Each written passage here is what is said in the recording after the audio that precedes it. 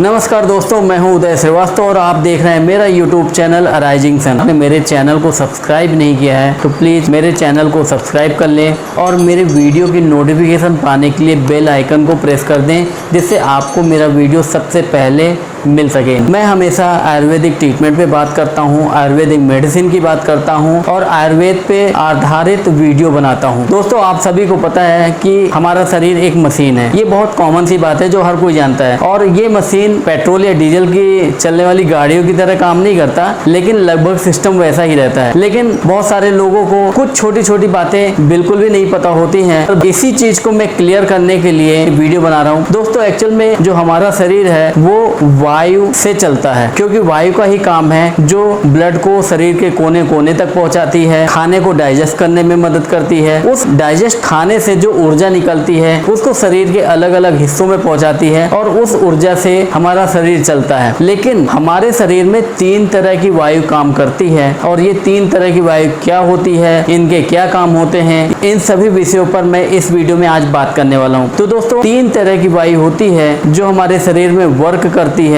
इन 3 तरह की वायु का जो नाम है उदान, सपान और अपान। अब ये 3 तरह की वायु किस काम आती हैं, क्या काम करती हैं? उदान जो हमारे गले से और मस्तिष्क तक का काम देखती हैं या कार्य करती हैं। समान जो हमारे गले से नाभि तक के काम देखती हैं। अपान का काम नाभि के नीचे का होता है। अब ये तीनों के क्या अलग अलग कार्य हैं और ये किस तरह वर्क करती हैं? उदान वायु का काम मस्तिष्क को एक्टिव रखना है, ब्लड के जो सर्कुलेशन को नियंत्रित करना है, जिससे कि हमारा ब्रेन एक्टिव रहे, ब्लड का प्रॉपर फ्लो बना रहे, जिससे कि किसी भी तरह से हमारा मस्तिष्क डैमेज ना होने पाए। उसके बाद समान जो समान एयर होती है वो हमारे फेफड़ों में आती है और हमारी श्वसन प्रणाली को ध्यान देती है और उसका काम होता है कि हमारी श्वसन प्रणाली प्रॉपर बनी रहे।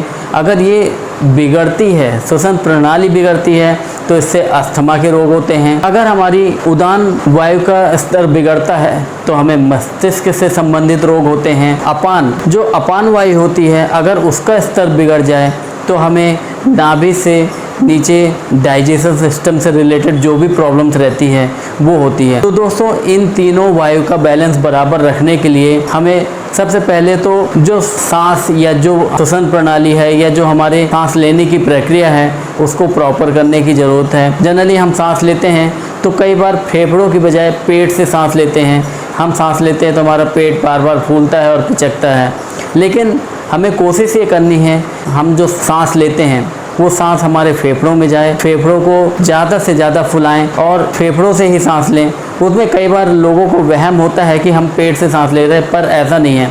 जब हम सांस लेंगे तो हमारे फेफड़े फूलेंगे, इससे शरीर को अच्छे पॉजिटिव रिजल्ट मिलेंगे, आपकी बीमारियां जो भी हैं वो कम होंगी, श्वसन प्रक्रिया अच्छी रहेगी, सही रहेगी। हम प्रॉपर तरीके से वायु लेंगे तो वो वायु शरीर के सभी हिस्सों में प्रॉपर तरीके से जाएगी और हमारे शरीर को बैलेंस करेगी, हमारे कहना चाहिए मस्तिष्क को और हमारे डाइजेशन सिस्टम को सही तरीके से बना के रखेगी। हमारे शरीर में आप सभी को पता ही है कि वात, पित्त, कफ ये 3 रोग ही होते हैं। लेकिन वात, पित्त, कफ में सबसे खतरनाक जो होता है वो वात का रोग होता है और वात के रोग होने के चांसेस बहुत ज़्यादा रहते हैं, क्योंकि हमारी जो सांस लेने की प्रक्रिया है वो 24 घंटे चलती रहती है और हमारे सांस लेने की प्रक्रिया अगर गलत है, गड़बड़ है, हम प्रॉपर तरीके से सांस नहीं ले रहे या हम कम ऑक्सीजन ले रहे हैं तो उसकी वजह से हमारे गैस से रिलेटेड जितनी भी प्रॉब्लम्स हैं, जितनी भी बीमारियां हैं वो होंगी। वायु से होने वाली बीमारियों में जैसे आपका डाइजेशन सिस्टम का बिगड़ना है, डायबिटीज़ का होना है और पेट से संबंधित जितनी भी बीमारियां हैं वो सभी वायु से ही रिलेटेड होती हैं, वायु से संबंधित होती हैं। इसलिए हमें हमारे श्वसन प्रक्रिया पे पूरा ध्यान देना जरूरी है। हमारी जो ब्रीथिंग का जो सिस्टम है